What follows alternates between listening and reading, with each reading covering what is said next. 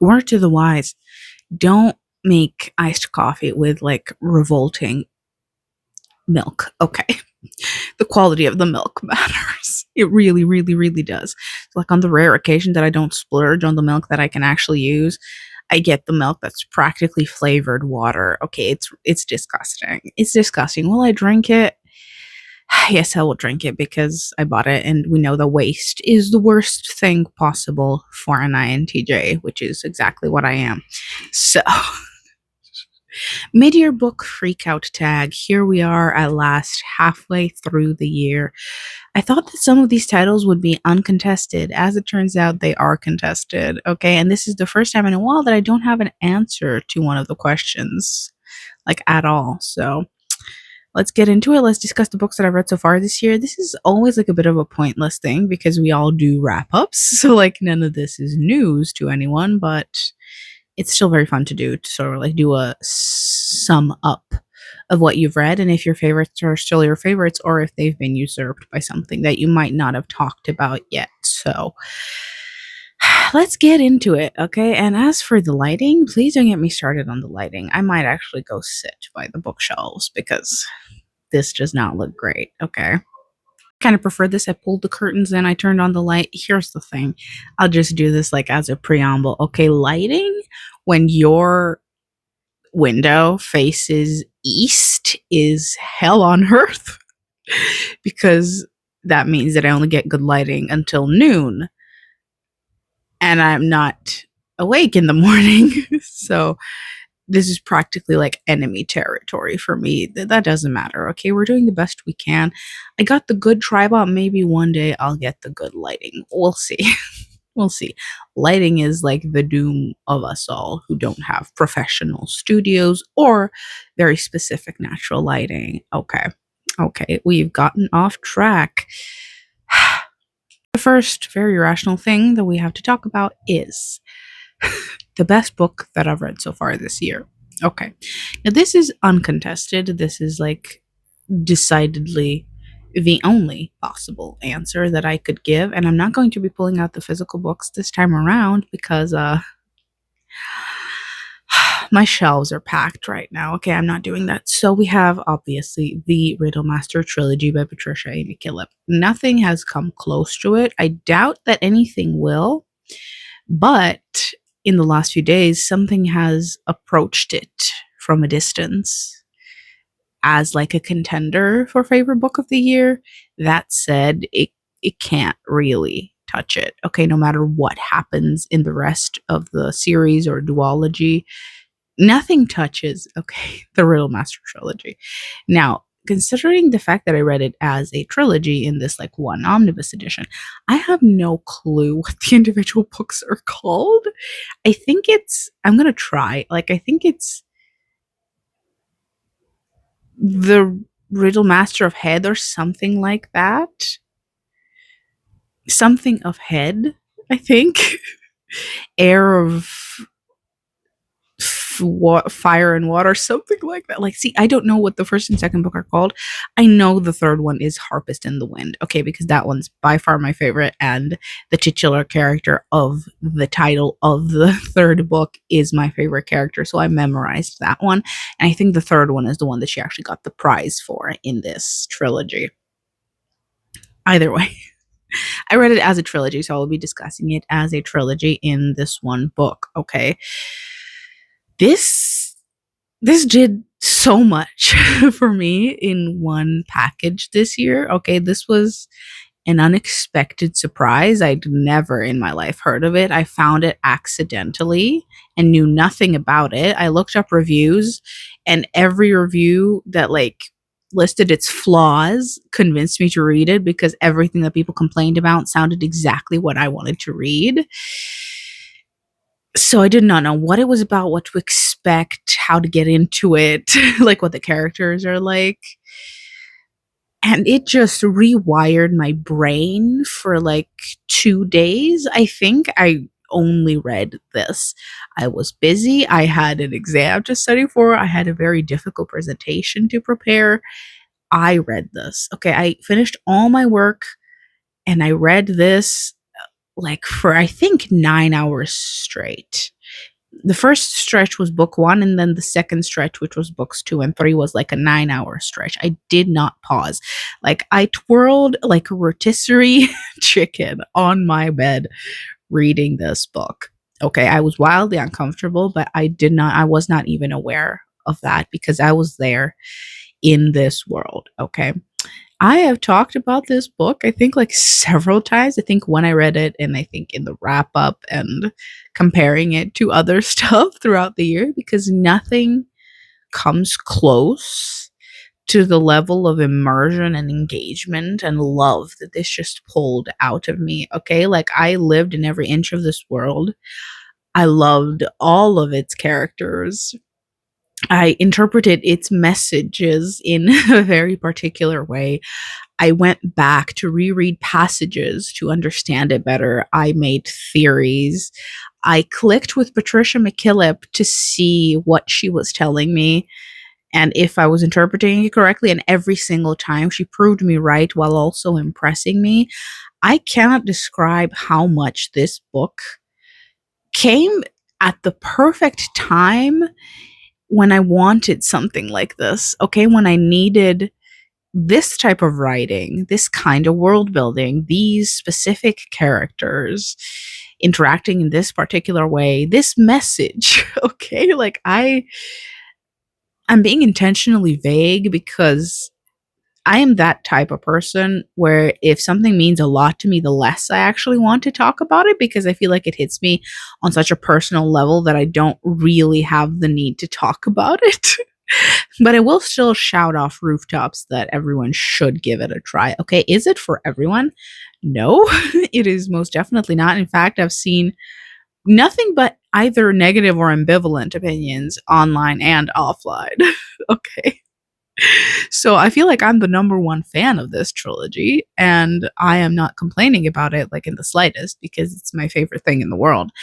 It did spawn the interesting process of me reading other Patricia McKillip books and not liking a single one of them, which is interesting and like a contrast to the other contender for this title. But I love it so dearly that I can't really say that I care about her other books. Okay, I really, really don't. Like, if this is the only thing by her that I'll ever like, it will be a contender for like my favorite books of all time. Not even a contender, like, it is one of my favorite books of all time. I love it so dearly that since I read it in January, I've been thinking about reading it again. I just don't know if I can go through it again. I read it when you read books in such a rush or like when you gulp them at once, like I did this trilogy, it takes an emotional toll on you because you genuinely don't know where you are apart from the book, like you live inside that book for like 2 days. So revisiting this is an experience. And I wonder when I will genuinely be encouraged to revisit it again because, again, I've been wanting to read it again since January. What is it about? What is it about? Well, it's a Riddle Master, the Riddle Master of Head. That's the first book, and then the second one is, I think, like Heir of Earth and Fire, Water and Fire, something with elements. Okay, this book is about Morgon at first, at least. Like each of the three books has a titular character that the title refers to. Morgon is the one you start with. He's on this little island and he's going to be leaving that island. And there's a magic of riddle speaking in this realm. And there is a high one, and there is a concept of land ownership where each separate like district, kingdom, I don't remember what they're called, is ruled by a ruler who feels the land and its people. Like that's the kind of magic that is world built by Patricia McKillip. These like landowners literally feel the land and the people like their own. Okay. And then you have like these magician lands, you have this long lost land, you have the islands, you have the southern kingdoms, you have the northern kingdoms with like wolves and magical animals, you have a mysterious castle fortress sort of in the mountains. You have a princess, you have a mysterious entity that is perhaps just a harpist and perhaps not, okay? I am so deeply in love with this series that I think when I do read it again, I might do a spoiler vlog for it because I love it that much. Okay, I don't do spoiler vlogs often, like I did them for Star Wars, I did them for Grisha, I did them for some of the Wheel of Time, I think just the last book. But I love it so dearly that I feel like I might want to do a spoiler vlog. I love those. They're a pain to edit and they're always like hours long, but it is an outlet where I can genuinely yap about something that I love. So I might consider it for my next read, and I cannot recommend it highly enough in case you haven't noticed. Next question is the best sequel that you've read this year. And for this, we have many options because, like, I read series a lot. So, again, like any of the other two books in the trilogy, you have the newest volumes of manga as sequels. You have Star Wars because I'm reading a lot of Star Wars this year because I needed the comfort of something that isn't my favorite thing in the world. So like all of these are sequels, but in true nature of like sequels that we read this year, me, myself, and I, we have Lightfall Volume 4. Okay, I reread the entire thing before Volume 4, and this is the first time that I actually waited for the release. Like I waited 2 years for the release like everyone else. And there's this thing that's hilarious if you speak a Slavic language, okay? The god of death is called Mirko, and I don't know if that's exotic enough to warrant that being the name of the god of death, but where I come from, that's a typical name. So it's kind of funny. Okay, it's the equivalent of like, I mean, it's a little bit more unique than like John or something, but it's the equivalent of, I don't know, like the god of death being called Matthew. And it's kind of amusing to me because that is my native language. Okay, so the god of death being called Mirko is just deeply, deeply amusing to me, and I loved it. I mean, I love Lightfall. It's getting a little bit on the nose with the American stuff. Like, genuinely, subtlety is not a thing that they possess, apparently. So, if there's like gender, sexual, whatever ideology that they want to promote as something normal, which it is, they are going to like make it noticeable. It's never really subtle. There's always going to be like a little bit that takes you out of the story because you can tell that the author's talking about it. Like Saga was the worst about this, and the less I consumed American stuff, the more Saga actually like irked me. But it made its way into Lightfall as well, which like I don't really mind. Like it's minor, but it was very on the nose, okay? And I loved the volume. I cannot wait for the next volume when my Slavic god of death does something else. But I love this series and I highly recommend it. Not only is it like visually stunning, it's genuinely a delight to read. It's a fun story. I went away. I do apologize. Not that you noticed. Okay. The next question is new release that you haven't read yet. Okay, this one's like a little bit shameful, but I think it's Peace Volumes, Agnes O'Bears, Mystical Cath Shelter. I still haven't read that. Okay. I think we've established that I don't like Heather Fawcett's adult books. I really don't. Okay. Unless it's a middle grade, I am not likely to enjoy it. I liked all of her middle grade and didn't like a single of her adult books. Okay. So I suppose there's a pattern there that it's time for us to admit it. Okay. I will probably finish it eventually, but I do not care to right now. Okay. And the second one that I just haven't started yet, it's actually pretty new, is Unicorn Hunters by Catherine Arden. I haven't read anything by Catherine Arden since the Winter Night trilogy because I wasn't interested in her World War One or Two. I think World War One book. I just don't care for historical in that way. And Winter Night is like remote enough and mystical enough that I could pretend it wasn't historical. And her middle grades, I might get to. They do kind of interest me. Like middle grade horror is an interesting concept. So I might get there. But Unicorn Hunters, on the other hand, I think is leaning way more into the last unicorn side of things. That's the vibe that it's being presented as anyway. And I think it's closer to Winter Night in terms of its writing. So I downloaded it to my e-reader and we will get there. Okay, we will get there. I don't know how I feel about it, obviously, because sort of like Lee Bardugo, all my favorites when I was a teenager, hilariously, I only like their debut books. Like, I haven't liked a single Lee Bardugo since the Grisha trilogy, and I haven't liked a single Catherine Arden since the Winter Night trilogy. So that's don't even get me started on like Victoria Aveyard. Anyway, I've gotten off track. Okay. I will try Unicorn Hunters. We'll see. I think I can enjoy it unless she overdoes it with the romance, because the romance was like the problem in the Winter Night trilogy for me. That was like the thing that is not my personal favorite in her writing. Now, as for my like most anticipated releases for the autumn or like winter, for the rest of the year, basically, that's the question.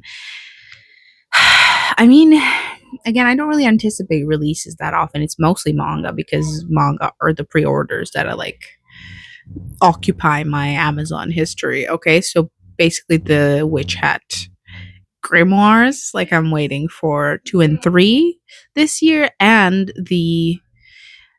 then there were non-manga, which is like such a random find. But I don't care, I will get it. That's one of my favorite Agatha Christie's in like any iteration, just like Orient Express. So I will get it. I will get it. Like, what the hell? I like manga and anime and I love Agatha Christie, so it feels like a random ass find. But I'm not sure anything else is coming out this year that I'm super excited for. I really don't think so, okay, because I'm just reading so many backlogs that I don't really care about new releases. It's always been like this. But on the rare occasion that I do actually anticipate a new release, I am waiting, okay, for Natsume 32 or 33. I'm not sure which one it is. It was supposed to arrive in May and then it just got bumped up to July. So I'm like crossing my fingers that I actually get it in July, because as I've said like countless times before, Natsume doesn't get published online, or it's difficult to find new chapters. So I can only read it when it comes to my door. And luckily, it's the type of manga that doesn't really utilize cliffhangers or like continuous storytelling. So it's fine. But also, I need it. Okay, I need it yesterday. The next one is my biggest disappointment so far in the year, and that will have to be again Patricia McKillip. It is deeply amusing me how I have her in all the different categories of this video, but it is what it is. Okay, The Forgotten Beasts of Eld and Shadow in Umbria Tales in, I forget what it's called, even though I'm currently reading it. Okay. And Signet, but I have not even attempted to finish that since I got it. Okay. I am so disappointed in the fact that like my absolute favorite book of this year and its author are such a disappointment to me. I haven't liked anything else that she has written. It has been drastically different in character, in tone, in thematic subject, in writing construction, like plot construction. They've been very differently put together. And I will explain this a bit more succinctly, I hope, than I did last time when I was whining about Beasts of Eld. So I'll put it like this, okay?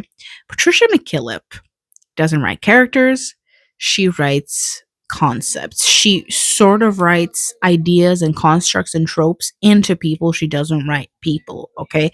So in every book, the idea that she's playing with, or the concept that she's playing with, is given a name and called a character.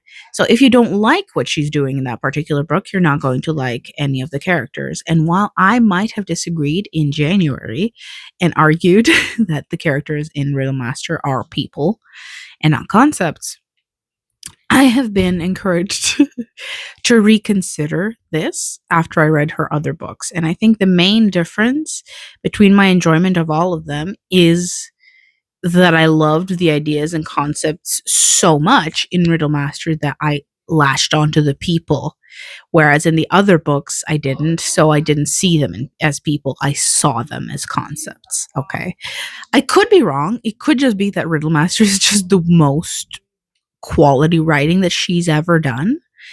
But Beasts of Eld was the one I think written most, like closest to Riddle Master, like a little bit before that trilogy. And it has like similar strengths, but it has strange like pacing and emotional beat and plot beat issues that Riddle Master just doesn't have. Okay, it feels conceptual rather than like a put together story. It feels like a cool draft of a world that someone published rather than a full-fledged novel, if that makes sense. And I've had the same problem with Mrlja and with Signet, where it felt like she was just tossing stuff at me without rhyme or reason. And I didn't feel like that with Riddle Master. But again, is that because I just loved the idea that she was presenting so much that I read into it, and I didn't do that with the other books.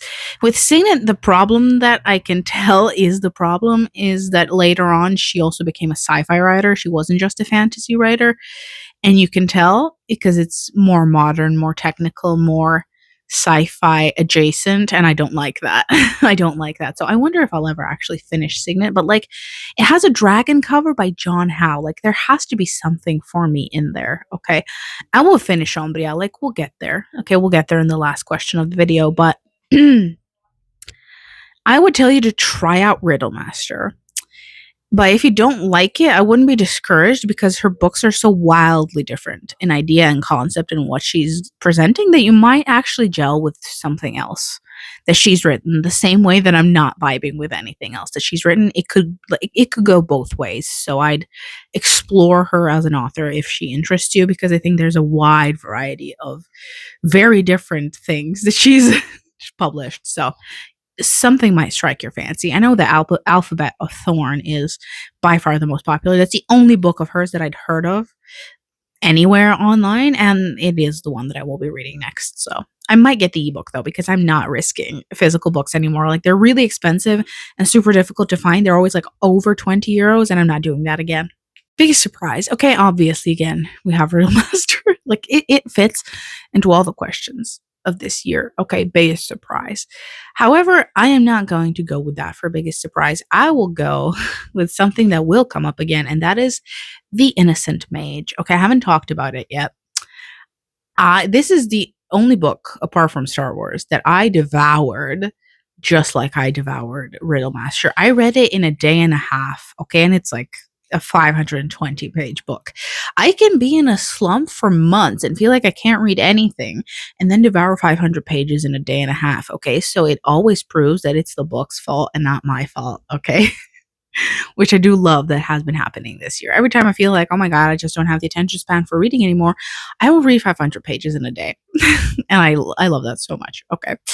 I already started the second book, which is The Awakened Mage, and this has like a prequel, it has a sequel, a duology. There's a lot in this world, okay? And all of them are like 600 or 700 pages, so I am in for an absolute treat if the quality level continues. But I will count this as the biggest surprise because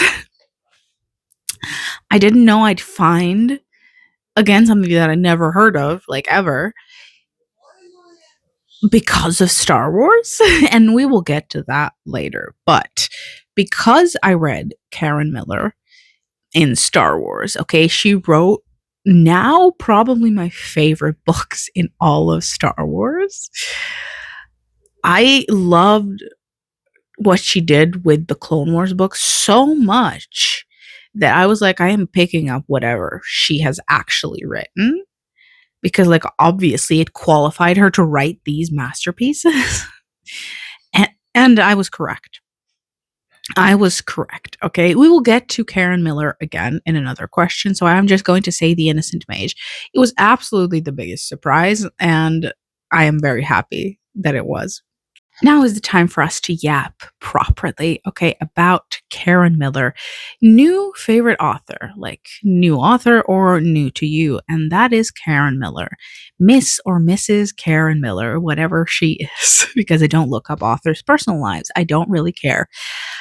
I read the Clone Wars novels. For context, I'd read the Clone Wars like novelization of the film years ago, like when I was at the seaside, I think like 3 years ago. I listened to the audiobook and I haven't touched it since. Okay, but since I found out that it's like a series of like 5 or 6 Clone Wars novels, I was like, I need to have them. I need to have them. And the second book is called Wild Space. It is written by Karen Miller, fledgling author, introduced by Karen Travis, and life-changing for me. Okay, life changing. I read Wild Space and realized that I haven't been this attached and this like constantly pushed to the brink of tears since I first read Matthew Stover's Revenge of the Sith. Okay, like I have loved so much of Star Wars, so much of Star Wars writing, especially like in the prequel era. Again, that's the main era that I read in. I haven't been this like moved to tears every 2 pages until I read Karen Miller. She just kept this pacing that was emotional throughout, that was deeply impressive. Like it doesn't keep you sobbing, but it keeps you genuinely emotionally invested the entire time, okay? And you can tell she loves Star Wars with her entire heart, okay? Because the way that she paints all the characters, particularly, okay? Anakin and Obi-Wan, who are like my favorite characters of all time, as we know, it was beautiful. It was moving, and like it feels like she was waiting for the day that she'd be allowed to write about them, and she brought it all. Okay, all the emotional way and tragedy of knowing what's coming after the Clone Wars. She brought it. If you read her books before reading Matthew Stover's Revenge of the Sith, I might like be suicidal. I'm kidding, but that's the sentiment. That's the sentiment. Genuinely, it's like such a gut punch. Okay, that I'd never experienced that since Matthew Stover. So then I read Karen Travis's book, and I was like, Jesus Christ, this was horrendous. This was awful. And then I picked up the last two Karen Miller books, which are the Gambit books. Okay, it's a duology that she wrote, and those are the last Clone Wars novels. I wondered how I'd feel like after Karen Travis. I was like, Karen Miller, bring it back, bring it back. Okay. Within like a sentence, I was like, yeah, okay. There's a magic in this woman's work, in her words, in the way that she puts together sentences, in the way that she. I got unkindly interrupted, but considering how much I've been yapping, this is like no surprise. I had to go get the other mic. Okay, point being, I'm going to finish on my Karen Miller rant soon. I loved the Clone Wars Gambit books so dearly. Okay, so dearly that I was like, I'm reading anything this woman has actually put out that qualified her to destroy my emotional well-being like this. So I picked up The Innocent Mage, which is like her main series. Okay, again, prequels, sequels. This is like her main work that got her to Clone Wars. I was not mistaken. Okay, I was not mistaken. Whatever crack she put into those books, she has it in her own work as well. Okay, she has this ability, and I will like. I read the reviews after I read The Innocent Mage because it doesn't have that high a rating. The complaints that people have just don't count for me. Like, I can technically agree with the fact that like not a lot happens and the main character doesn't even manifest until well into book 2. I don't care.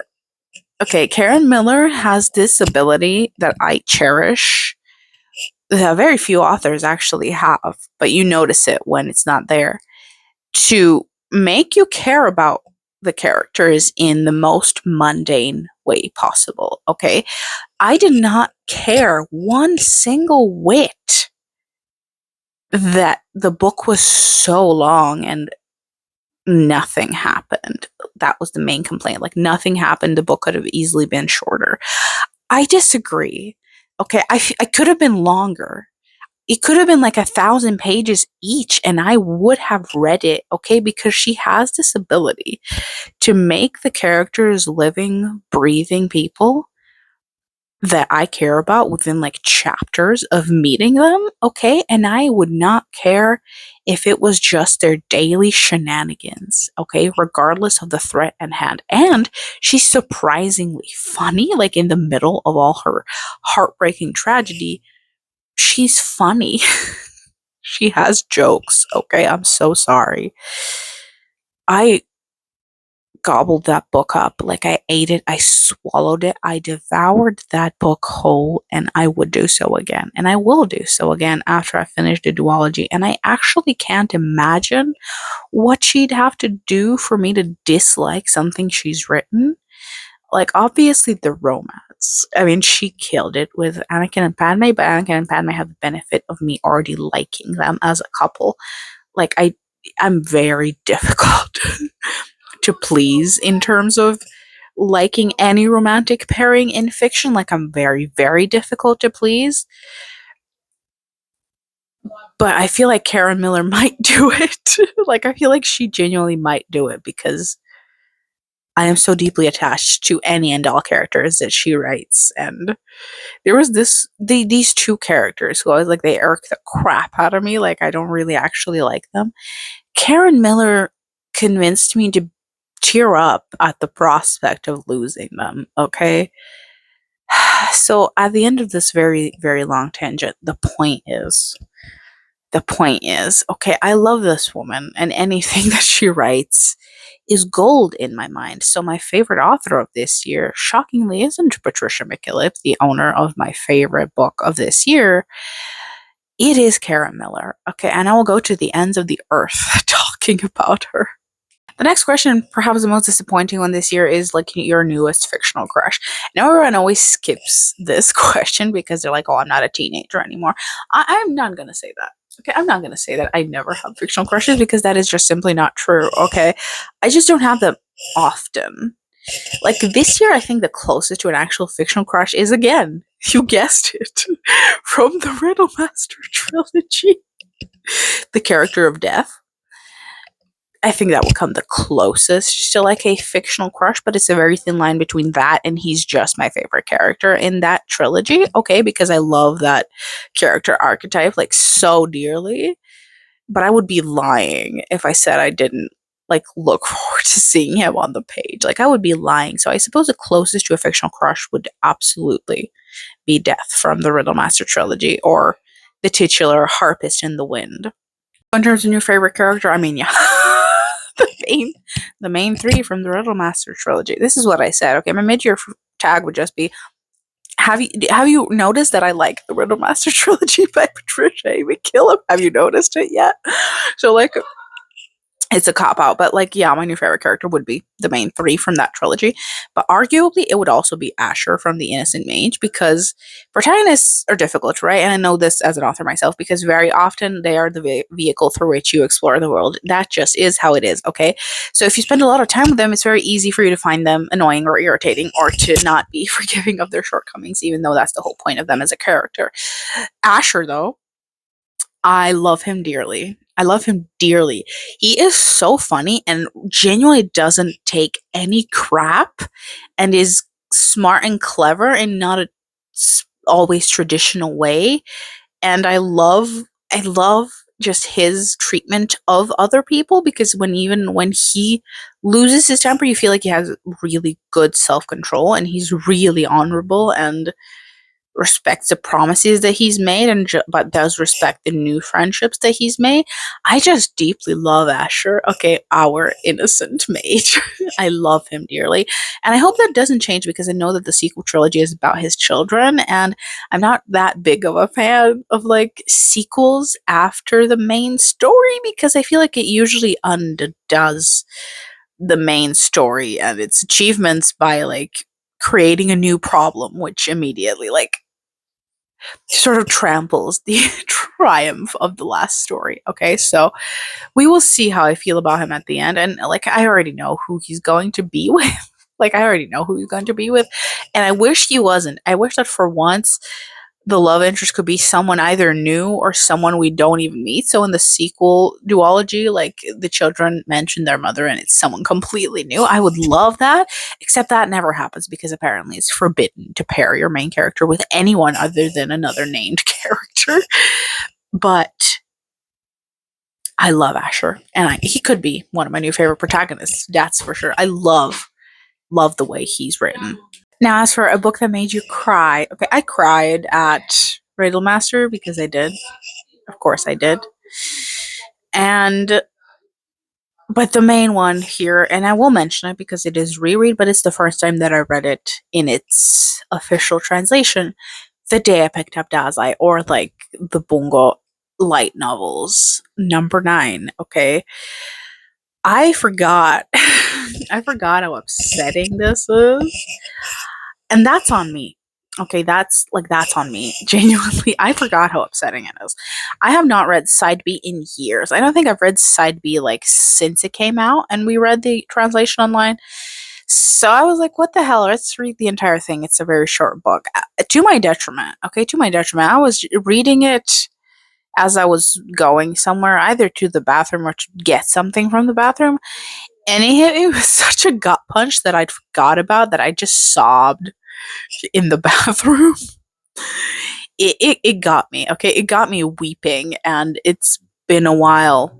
It's been a while because this year was not a good time for me, so I've sort of avoided crying like I normally don't. I really, really avoided it this year, but this hit me. This found me. Okay, this was I forgot, and after that, obviously, I love being interrupted because I cannot talk in front of people. I love it. I really love it. Okay.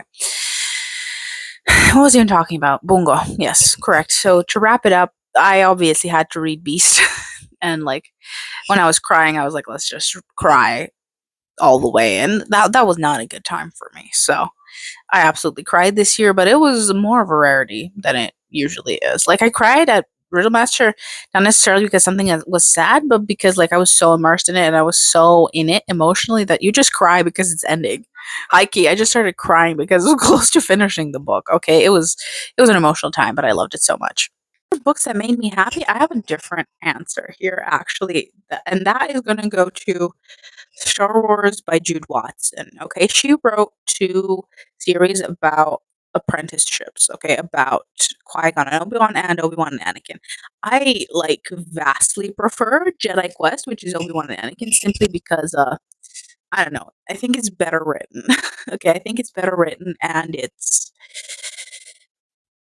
more focused. There are far too many, in my opinion, like Qui-Gon and Obi-Wan books that just don't really matter. It's about different side quests, and it doesn't really focus on Qui-Gon and Obi-Wan and their relationship. It just focuses on the side quest. And I'm like, I genuinely don't care actually what's happening on this planet. I just want to see the Padawan master relationship. So I vastly, vastly preferred Jedi Quest. I loved every single book in that series. Okay. There's 11 in that one. I think there's like 20 in Jedi Apprentice. That absolutely brought me joy and comfort this year when I needed it, when like I like desperately needed it. Okay. In March, particularly, I think I only read Jude Watson's books and like they absolutely brought me joy. She also has like the gut punch, but far less severe than Karen Miller. So I will put her in the category of books that made me happy. Why are the questions that are the most tiring to film like the last ones? Okay, so the most beautiful books of this year. I might just put like B-roll over talking about these. Okay, so we have the Witch Hat at the Grimoire. This arrived, I think, during the run of the anime. It was stunning. Jesus Christ, I'm obsessed with that thing. I can't wait to have all of them. Do I need a second copy of the manga? No. Do I want it? I really do. Okay. And definitely The Rooted and the Wing. That's by far the prettiest book that I bought this year. No, I don't know if it's self-published or not, but I know that she illustrated it herself. It's one of the rare books that I actually found on Instagram and decided to buy it because it's like Welsh Celtic culture and she animated it and it has a lot of plant and nature stuff and it is beautifully like witchy and fae-like and druid core. Which sounds like such a stupid way to describe it, but I really think it's a beautifully put together book. Is it any good? We'll see. We'll see. Okay, I think those are like the most beautiful books that I bought this year because I bought so many used books, and I wouldn't really call those beautiful. I mean, I deeply love them. I love used books, and I find them beautiful and precious, but they're not beautiful in the traditional sense. So I'm not really going to mention them in this category. These two absolutely belong here. Next part is the most annoying one. That's books you still need to read by the end of the year. Okay, my entire TBR, my entire running TBR. Okay, anything off it, I need to read. We have like Name of the Rose by Mrlja Echo. We have Chris Wooding. Okay, we have. I started reading the Thrawn trilogy by Timothy Zahn. There's. I never know if it's Zahn or Zahn because like German. Anyway, I have that. I have Rooted and the Winged. I have Shadow and Ombre. That's what it's called. Okay, I have classics. There's Woman in White. There's the historian. I have that book and I wanted to read it. There's Perfume. There's The Last Charlotte Bronte. There's the Anne Bronte. Okay, there's so many of the books that I have on my e-reader, which I will actually do like a review of the Kobo e-readers because I've had 2 now, and I have some thoughts. That's besides the point. Okay, I have so many books that I still want to read by the end of the year. But if we're talking priority, I want to read obviously the rest of Karen Miller's books, especially like the Innocent Mage series. Like I need to read the rest of them like ASAP. Okay, especially the prequel. I am so interested in the prequel, but it was chronologically like publication order. It was the last one, so I don't know. I might get the prequel. Okay, soon after I finish the duology. Besides the point. Okay, I have to finish that. Like that's a massive priority, and apart from that, I don't really care because everything else has been making me slumpy and I haven't really been reaching for it. Particularly, I talk a lot, I yawn, it's a thing. Particularly the Timothy Zahn books, and I will explain myself because if you know anything about the Star Wars EU, they are beloved books. If you've ever heard of like Star Wars novels, I feel like you've heard about the Thrawn trilogy.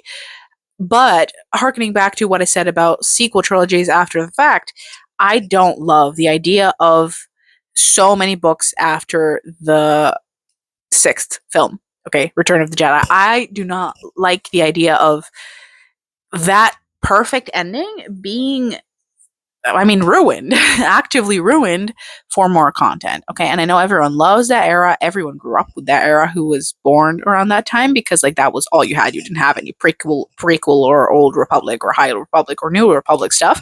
New Republic is what I'm talking about. Anyway, anyway, you didn't have any of this stuff. So obviously you loved seeing like Luke, Han, and Leia and their children traipsing about the galaxy. Okay, but I don't. And there's this thing that happens at the beginning of Heir to the Empire that like proves my point. It's not a spoiler. It's at the very beginning of the book. Okay. In order for this to work and for the threat to be vast and for the characters to struggle, we have to dump all over the ending. Like it just has to work that way. Okay. Because now there's a threat. There's remnants of the Empire. There's political problems for the New Republic, and there's no Jedi help. All like at the beginning, Luke talks to Ben Kenobi as a Force ghost, and they sort of just vanish, and that's it. Luke's alone now, and Luke has to struggle with being the only Jedi in the New Republic. It's giving, you know, that series like when you have characters and all of them are character assassinated in order for the sequel series to work, because for their children to be like damaged and interesting characters, they had to have been raised poorly, which means that all the characters that you know and love are now all of a sudden terrible parents. Like that happens so often that I have been put off by sequel series so much. Okay, I actually did this like a bit of lore at the end of the video when I was writing episode, like my most popular series that had like hundreds of thousands of views on episode back in the day. I started writing like a sequel series about the children, and I realized that in order for one of the characters was a bully, one of the characters was a like neglected and forgotten by everyone and mistreated, and I realized that in order for that to work, I have to make my characters from the first series just terrible, awful parents and people.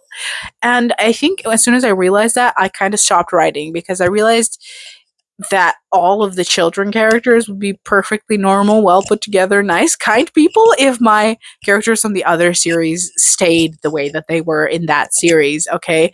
Their children would have no problems, no emotional issues, at least not of the scale that makes the story interesting on episode. So I just stopped writing. I was like, there's no point to this.